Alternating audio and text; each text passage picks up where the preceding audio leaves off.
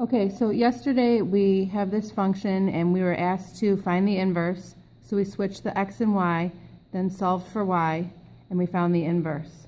Then we were asked to use the inverse function theorem to prove that these two are inverses of each other. So we have to show the composition of both in each order.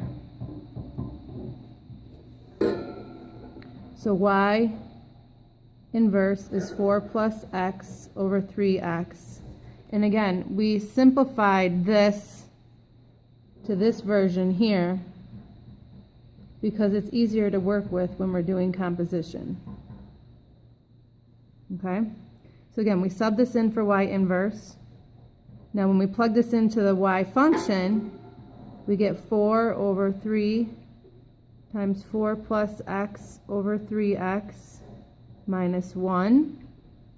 That gives us, when we simplify, now when I multiply this 3 in to this fraction, the 3's are going to cancel. So you're left with 4 over x plus 1 minus 1. That is because when the 3's cancel, you're going to have 4 over x plus x over x, which is the same thing as 1. And then you bring down your minus 1. Okay, so now we have 4 over, the 1's cancel, so we just have a 4 over x.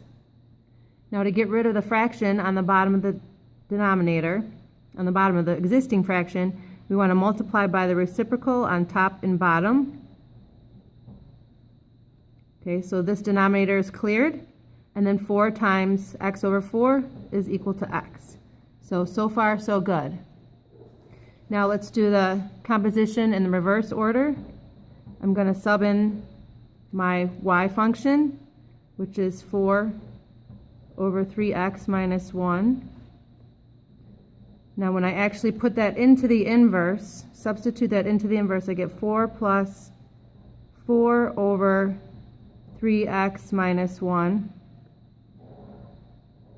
Over 3 times 4 over 3x minus 1. Now this is a lot to simplify, so again I want to attack the denominator first. And so if I multiply this, when I multiply the denominator, there's a minus 1, so the 3's can't cancel this time. So I'm just going to multiply the 3 by the 4, and I get 12 over 3x minus 1.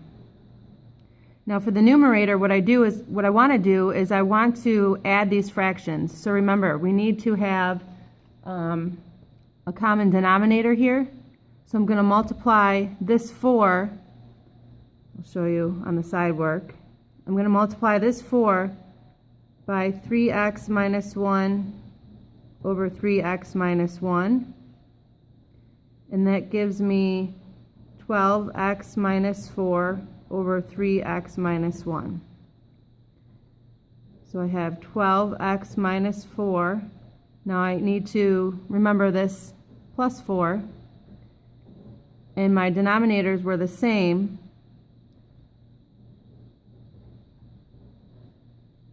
So this is what I have here. Now the minus 4 and the plus 4 will go away.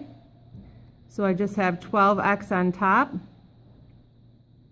And on the bottom, I have